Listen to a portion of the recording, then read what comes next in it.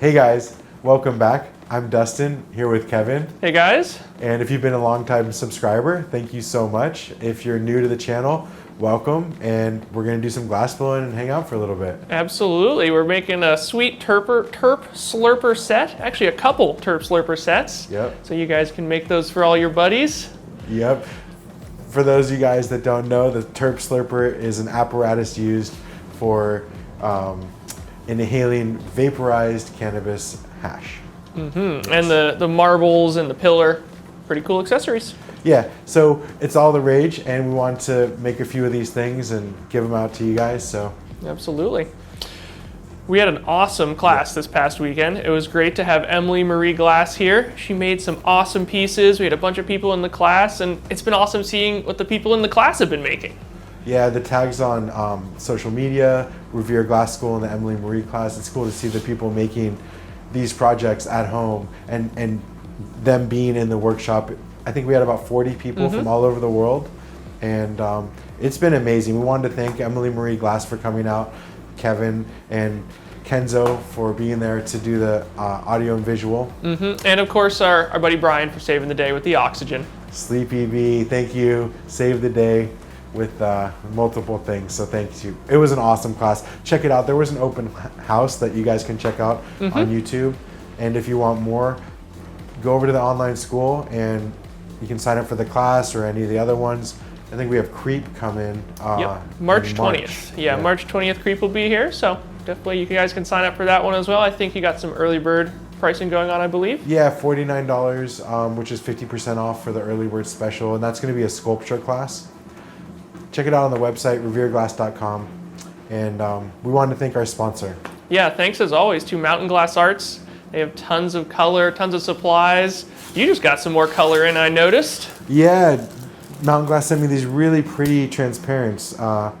Small Batch Glass Alchemy Atlantis, North Star Nemo, North Star Gemini. That's CFL. the one I really want to see there, that Gemini. That's the purple, right? That's the purple, yeah. Yeah, that looks nice. And And CFL too, huh? Anyway, yeah, super stoked on these colors. I love getting packages of color from Mountain Glass. It's like a box of cool, exciting new inspiration. Totally, and if you guys may not know about the newest color, call them up. And hey, guys, what's new? What do you got? Anything you recommend? And I'm sure they can give you some good advice. Yeah. Thanks as always to Mountain Glass Arts. So let's get in the studio. We are in the studio. Let's hop on the torch. Hop on the torch and make some Terp Slurper sets. See you guys in a sec. All right, so the first thing I'm gonna do is take this Marini, get that a little bit hot, clean it off, make sure I get the kiln dust off.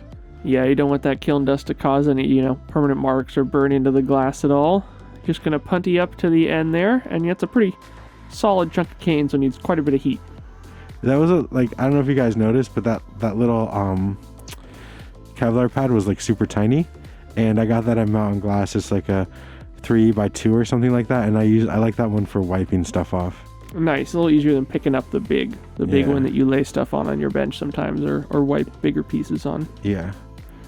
This is a mushroom Marini that I made a while back. I was just kind of looking through some Marinis, and I wanted to make a Terp Slurper with Marini stuff in it, so I just grabbed this mushroom and gonna stretch it out a little bit so I can nip it off and manipulate it to make a few different things here. Just smeared some clear on the end there and heating it up so it's thin enough that you can nip it off with your little rotating nippers. All right, so just stretching this out a little bit. When you stretch this out, you want to really make sure that you have a nice even heat. And when you stretch it out, you just pull really as hot. The hotter it is, the slower you want to pull. The colder it is, the more force you want to put behind your pull. So you nip the handle off there since it's kind of smeared the image, and now you're going to put some clear on there for the lens for your marble. I just want to squeeze out all the air as I do that. So I'm getting the clear glass pretty hot, and the mushroom or Marini glass is pretty cold. And that way I'm not going to deform the image, and I can squeeze the air out. Totally. Putting a lot of heat in there, making sure it's really solid on the surface. And then you can put more heat in and really melt that and condense it back into kind of half a sphere. You got a hemisphere on one side. Yeah, and I'm making the big marble here. So I want to make sure to get that lens nice and big on each side. You're going to punty up here, and a pretty solid punty connection since you're going to be doing a little messing around with this, doing another nip. You don't want it to come flying off. No, so I'll rest the punty on the marver. Hopefully it's not going to pop off of there, but if it does, we'll just pick it up and put it back on. That one survived, and you can see there's a little chunk of Marini sticking out there, and that's what you're going to cover and clear and then condense back into the marble. Yep, so again, I'm just going to heat it up so that the clear glass is much hotter and the Marini is colder, and squeeze out any air. Then apply some clear. Just pushing that on there. Using that nice lynx flame to get that heat in there. A little mirage if you need it. And now you kind of have two lobes of clear, so you want to, make sure they're solidly connected, and then focus the heat kind of in the middle to even them out. Yeah, and when you're evening them out, you really focus in the middle, and then you stretch out that Marini, so you're actually even expanding the image more because it's stretching it out. I don't know how it's gonna work with the square, but I think it should be okay. Yeah, kind of expanding to the whole circumference of that marble, and you can see it's starting to become spherical there. Almost time for the marble mold. All right, so I'm gonna heat this up, put it in the mold, turn this around a little bit. And this is kind of the first pass. I'll do this a couple times, even everything out, get it nice and round. And you want to be kind of careful going in. You don't want to make any kind of creases or bump it into the mold and make a shoulder or something like that. You'll have to work that out. Exactly. So now I'm going to take off the punny and attach a new one and switch the sides, and then try to even out that other side. And each time I attach a punny, I make it a little bit colder of a seal. Lower on the seal scale. So that first one was probably, a 9. 9, yeah. Pretty solid. This one's maybe a 5. Exactly. Clear up that other side, any marks from the punty, a little bit of extra clear that was left. And you're sizing it to the right size. This one was 20 millimeters. Yeah, so I had my calipers and I measured the marble mold to see which one fit the right way. Just going to stick that back in there for a second shaping. And you'll keep on switching sides, and that'll help you even it out. You can see there's a little bit of a bump right in the middle where that Marini is. You can also switch the axis too. Sometimes when you're making marbles, more complicated marbles, you would switch the axis back and forth a few times to make sure it's really even everywhere. Right, especially as you get larger, that can definitely help. Going back and forth there between the sides, evening it out. I want this to be perfectly spherical so it gets a nice seal on the top of the old Terp Slurper. Yeah, for those of you guys who don't know, there's like a lot of trends, and I guess, I don't know if trends is the right word, but there's a lot of innovation, I guess, in the glass and smoking industry. And so like, it seems to me like Terp Slurping is one of these things where... I guess you're right. I guess that is the verb for it, huh? I think so. Yeah. So I think Terp Slurping is like one of those, like initially it was the titanium nail. All right, let's do it. All right. You want to do it? Okay, swing. Okay. Swing is first, right? For me, first was hot glass. Okay. Because I had a studio, right? So right. You're equipped. Right. With a GTT. Hot glass was the first. Swings were the first commercially available.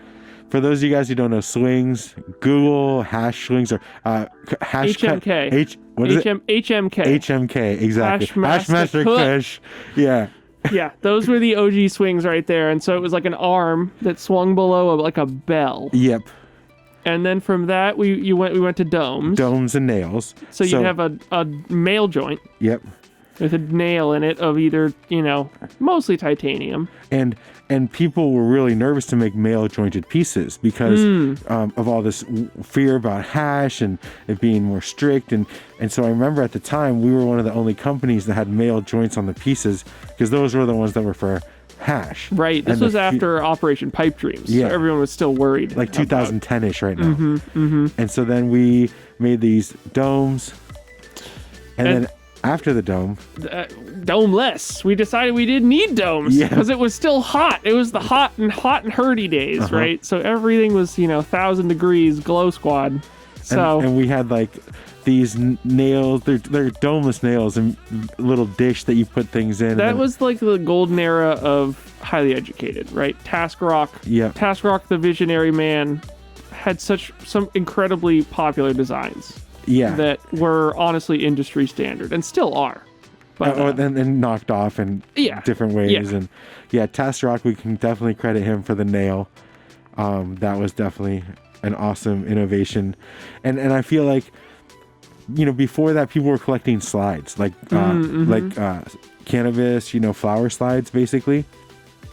And everyone had a collection of different artists. So I feel like Terp Slurpers and these Marvel sets are like in that same collectible category where, people are like, I want a Slurper set from my favorite artist or whatever. Right. It definitely scratches that itch of an easily accessible collectible that you can have from a lot of different artists. Except the weird thing with a Slurper set is that like a genuine Slurper is like $1,000 these days.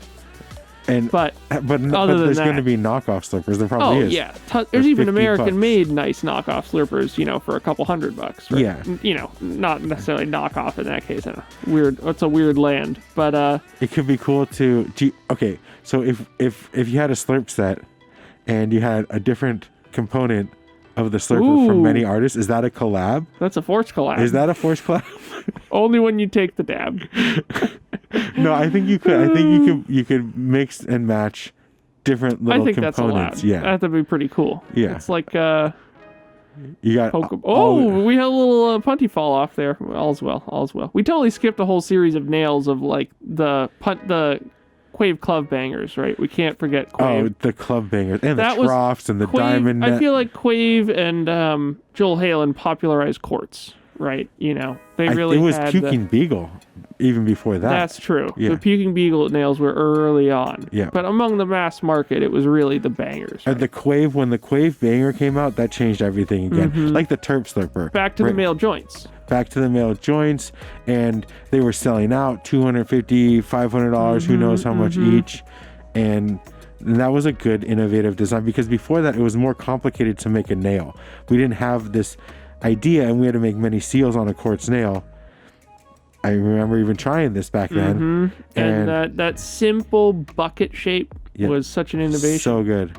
And then of course it's evolved. They've gotten bigger and deeper and things in the middle, and we've kind of reached this next evolution of the Terp Slurper. Yeah, so what's next, we don't know, but it'll be something. Definitely something. And so we're making a Slurper set for you guys. There's your quartz and nail history lesson, folks.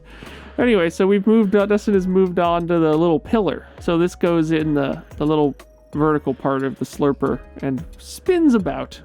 I think one of the most attractive things, listen, you guys, I know that you've seen me blow glass tons and tons. If this is your first video, go back and check out some of the early videos where we're talking about technique, because honestly in this video, these are very simple, basic techniques. I'm making tiny marbles and tiny pills and things like that. So technically wise, it's going to behoove you guys who are just starting to blow glass to check out the online school, or to go and watch some of the early videos where we're going over like some basic steps. But I think really the important thing that Kevin and I can bring to this video is the history behind how this got to where it is, and why we have this crazy apparatus with moving parts that didn't just come out of nowhere, right? And why people like it so much, right?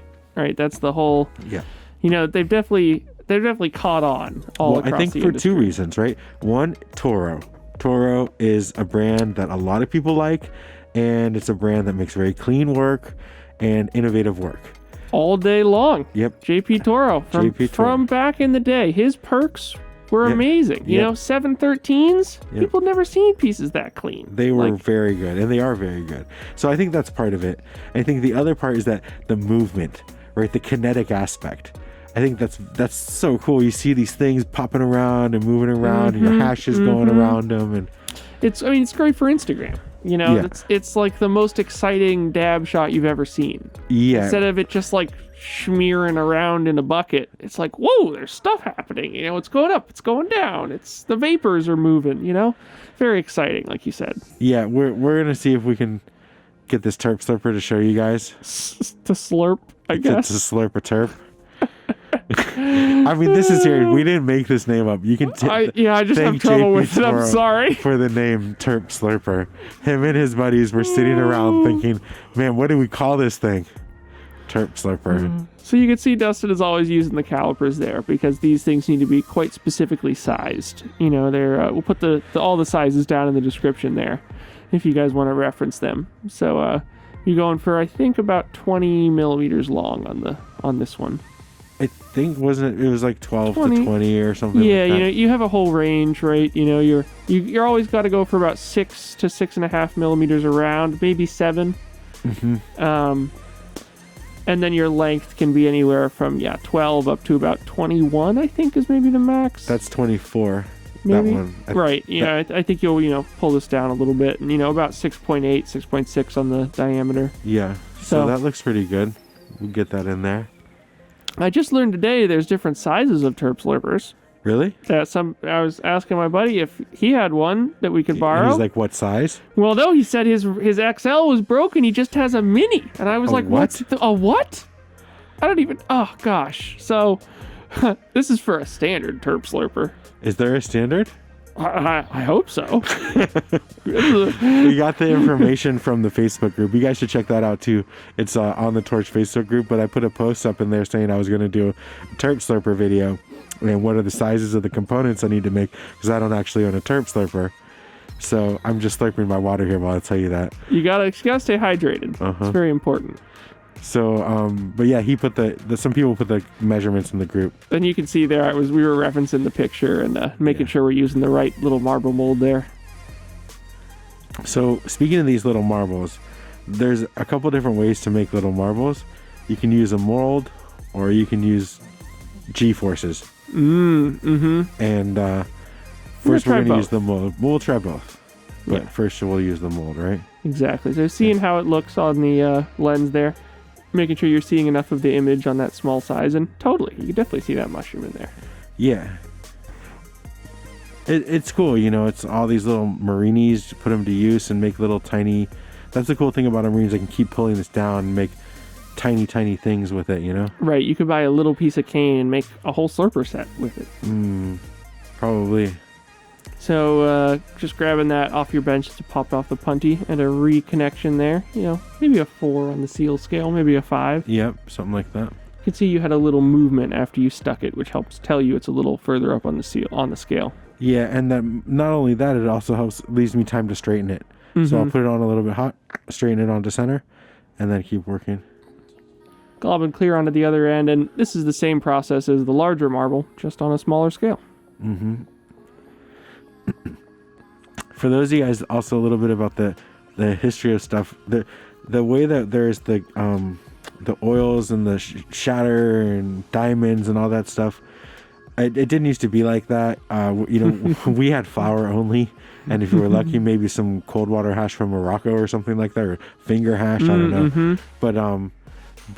But these newfangled things.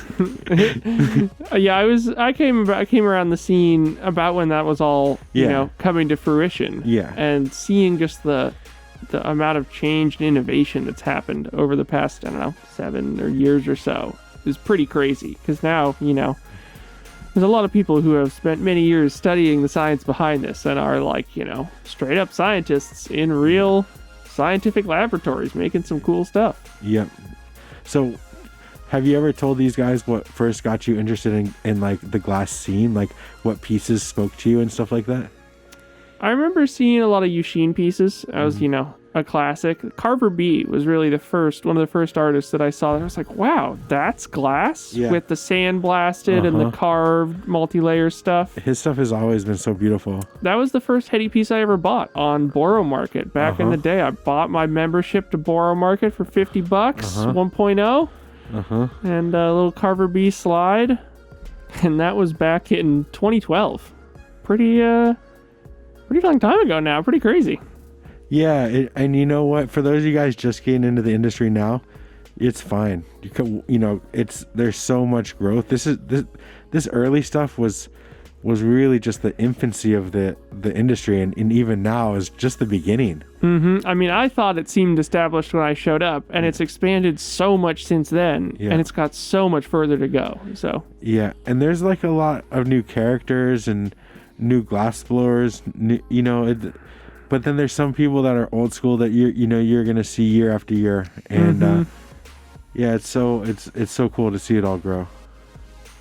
So for this little marble, you decided to go with no clear to show off the Marini, and you wouldn't really be able to see much if there was a bunch of clear on it. Yeah, I also wanted to see if I get that like Marini to like move around and distort a little bit with just using the clear, no clear. Switching sides again here to help even it out. Even with a small one, it's definitely something you got to do to make sure it gets nice and round. Yeah, it's kind of interesting making such tiny little things too.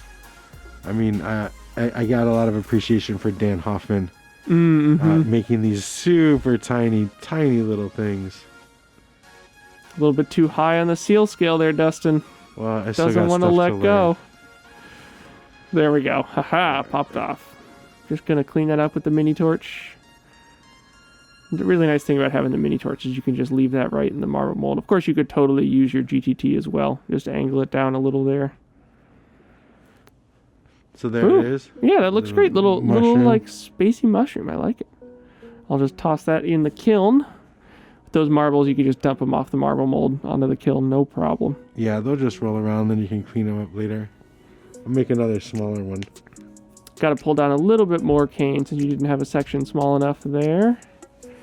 And since you're making a tiny marble, might as well pull the cane down really tiny to start out. Super tiny. So I'm just going to take this off and then I'll clip it. Right, you want to have that nice image. If you flame cut, it's going to distort and pull to a point, which you don't want because you won't be able to see what's going on. But I'm just going to melt it in and just put it in the small little marble mold to get that started. Start shaping there. And you can see it's starting to want to fold over a little, so you're going to pop it on a punty and switch sides. And that's probably about enough glass. You're only making about a 6mm marble here. Yeah, you can even have an even smaller flame, like super turn down your flames for making these small, tiny marbles.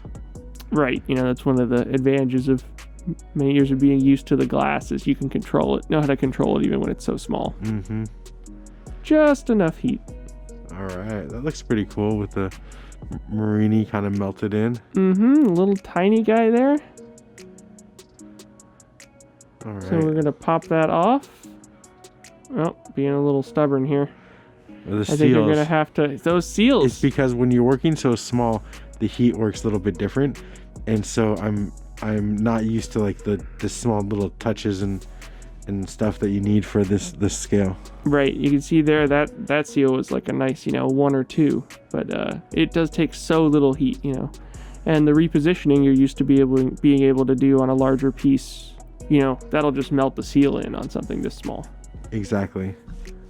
Just tweezing off a little bit here, cleaning it up, making sure that there's no marks or weird stuff, and going back into the mold. And right, your last step with your marbles, always want to be making sure they're nice and round.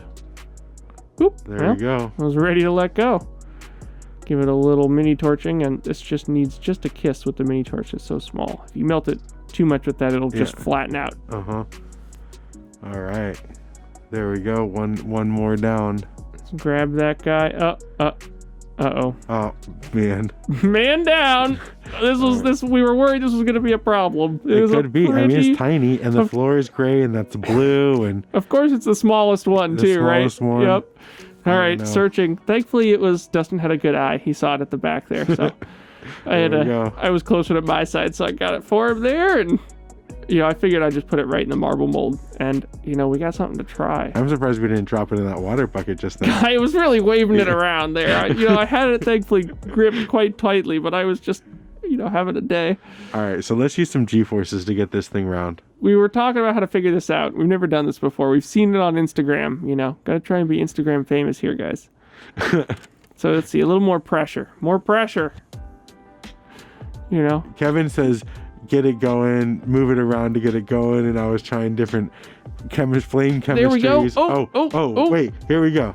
And it kind of got moving side to side and then get under it. That's going pretty good. Very nice. If you adjust the flame, you can adjust the speed too. Let's get this thing going. All right. And so, that's helping actually round it out because it's a little bit warm. It's rolling around evenly, and it's just going to naturally form a perfect sphere that way. Yep, exactly. So that was both entertaining and useful. And then just pick it up and not drop it into the kiln. All right. So let's make another little slurper set for you guys. Because this one, we wanted to use some line tubing. Show a nice way to utilize that. So you just pull down a section of line tubing here. I don't know, maybe 12 mil. And you're going to slide some clear rod inside so you can make some solid lines. Yeah, so I've slid it inside, and now I'm going to evacuate the air and make sure that this whole thing is solid, and then wigwag that up. Just doing a little vacuum there, pulling that air out. Slowly working your way down from where your punty is. You don't want to work too far ahead and trap any air inside of there. Exactly. As with always with the glass, you want to try to evacuate that air and make sure that it's all nice and smooth. And this is some pretty cool Rasta tubing. It actually reminds me a little bit of some OG pieces from back in the day. Yeah, one person had ordered a droplet and insisted on Rasta tubing. So I had to make this vac stack for that piece, but it turned out awesome. If you guys want to see the piece, it's on my Instagram from a few weeks ago. But I love the way that the Rasta tubing looks. Maybe the slurper set matches it. I should tell the guy.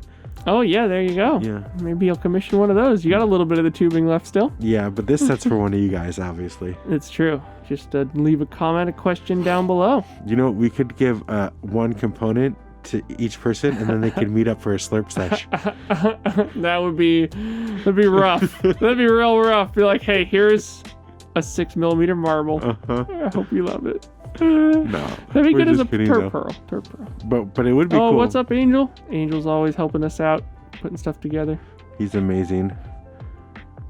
All right, so I'm just picking off this termination, and then I'm going to put it in the marble mold and start to round it off, and then switch the axis. And you just did a pretty simple, light wag. Just a little light kicks back and forth there.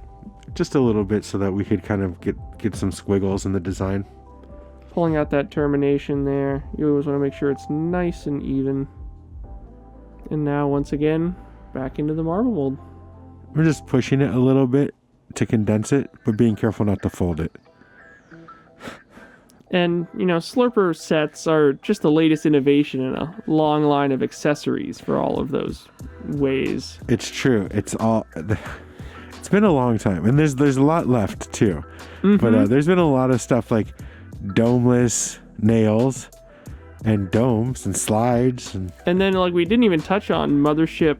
The honey bucket. The honey bucket and the OFZ. I mean, OFZs in and of themselves were selling for $500+ for a clear one, right? Yeah, well, yeah, and a matching one. Yeah. Good luck finding one. $2,000. Oh yeah, So honey buckets were like a banger essentially in a slide, right? That's essentially what a honey bucket is a big slide with a swing attached to it. Yeah, it's like a swing inside of a slide. Yeah. And then you put the OFZ would seal very nicely. Yeah. I gotta say, it's a cool design. It's a cool design. I mean, Mothership is an innovation.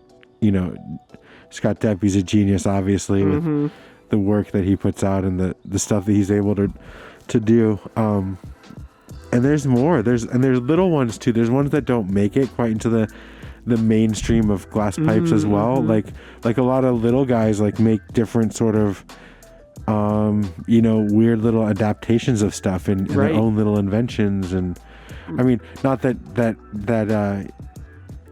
J-Red's nail, the diamond knot. I thought that was a cool looking design. Yeah, those were great. You definitely saw those for quite a while. And it's gonna be interesting as trends come and go. Different pieces will come and go as the emphasis on really low temp, very picturesque dabs came up. The diamond knot is excellent for function and on the go and whatever, but doesn't look good for Instagram.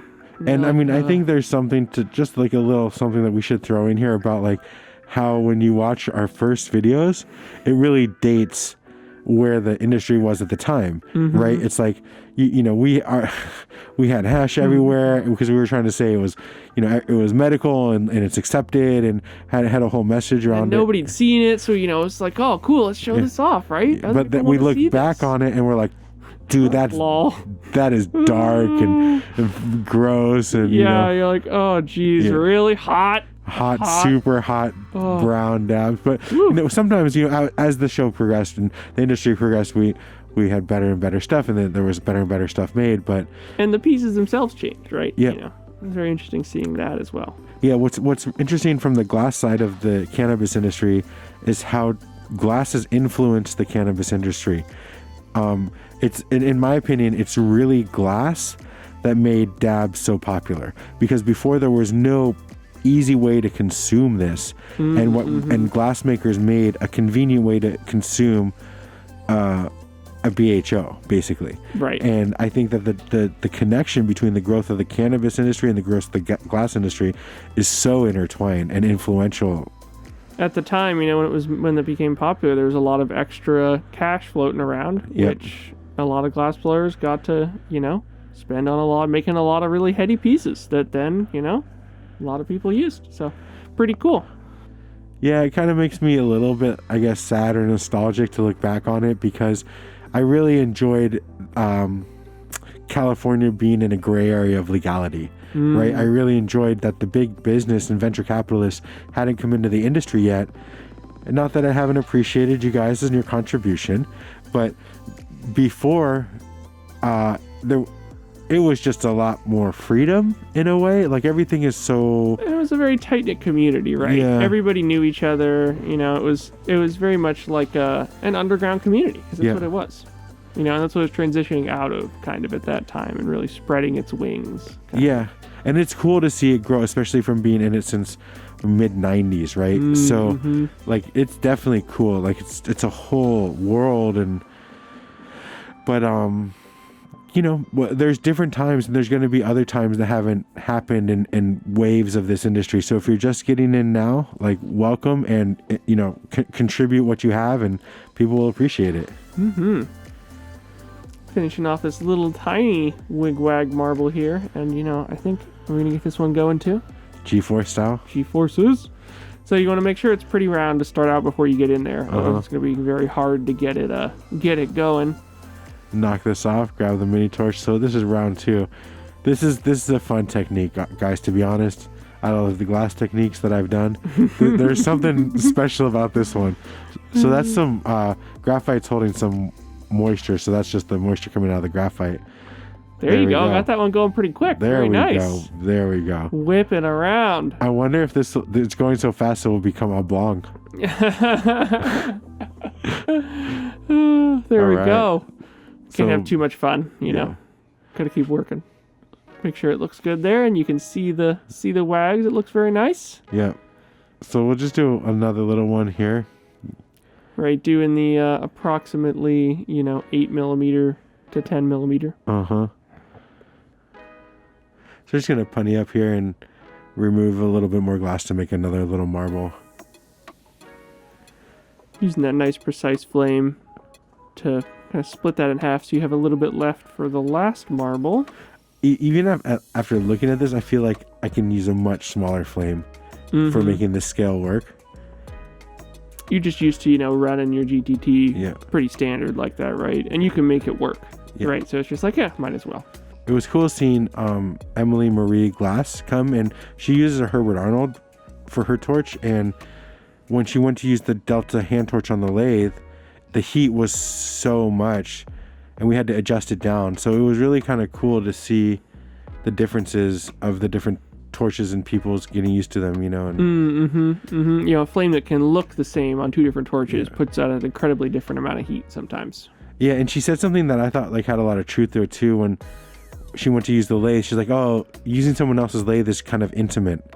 It's like a lathe in particular, like your torches are hanging in certain, but your tools, it's a little bit more than just somebody's bench for some reason. It's like the lathe. There's more differences in individual lathe setups than torch setups. You know, you can adapt someone else's bench to your liking, right? You put your marver on the left side instead of the right side. That's easy to change. But on the lathe, you know, maybe it's got a rail, maybe it's got a hand torch, maybe it's got different hand torches than you're used to, different chucks, turns different on size with bore. a foot pedal instead of a hand pedal. Oh, like, whoa, man, your whole muscle memory's off. Yeah, so that's one thing to just know when you get a lathe. You know, customize it to your liking. Everyone does, you know. This is pretty big. I don't know if it's gonna work. Definitely not with that little bit of trash in there. Get that out of there. All right, let's get this spinning. There we go. Yeah, that'll do the same effect, right? Yeah. You know, you're just getting that. You don't want to go too fast and get it too hot because it'll spin out. Yeah. But especially heating, especially the poles there. Spin it around. Another one. That looks pretty round. Yeah, it looks good. It looks good. I love that tech, man. That's a cool little set there. Yeah, this set's for one of you guys. You can check out the line tubing, the Rasta red, gold, and green line tubing, and the mushrooms. Yeah. And of course, one of these sets is going to be going to our friend who has given us the Terp Slurper usage. Many thanks for that. Yep. Thank you.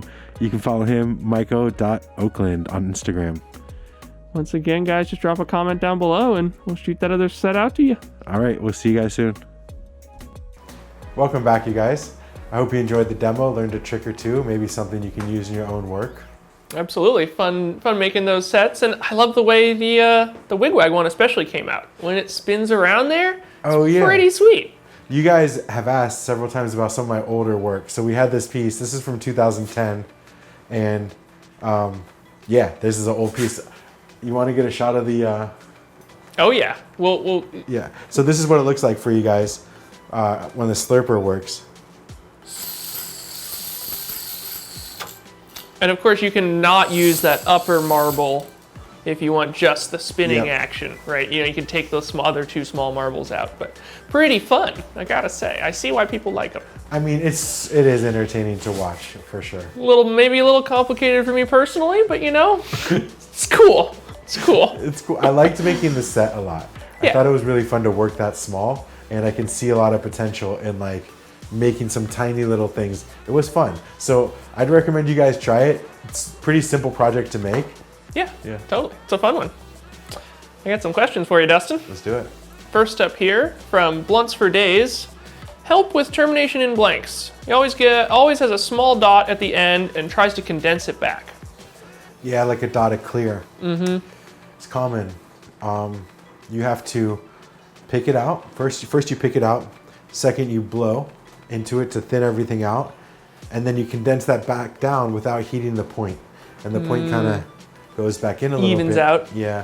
My friend on Instagram, Dobie Wan Glass, recently put up a drawing that he did. So maybe if you check out his Instagram, you can see a drawing of it. We'll link that down below. Yeah. Nice. Up next here from Kerosene. What's your opinion on buying used equipment? Specifically, they're wondering about a lathe, but I would add like, you know, torches, kilns, pretty much anything.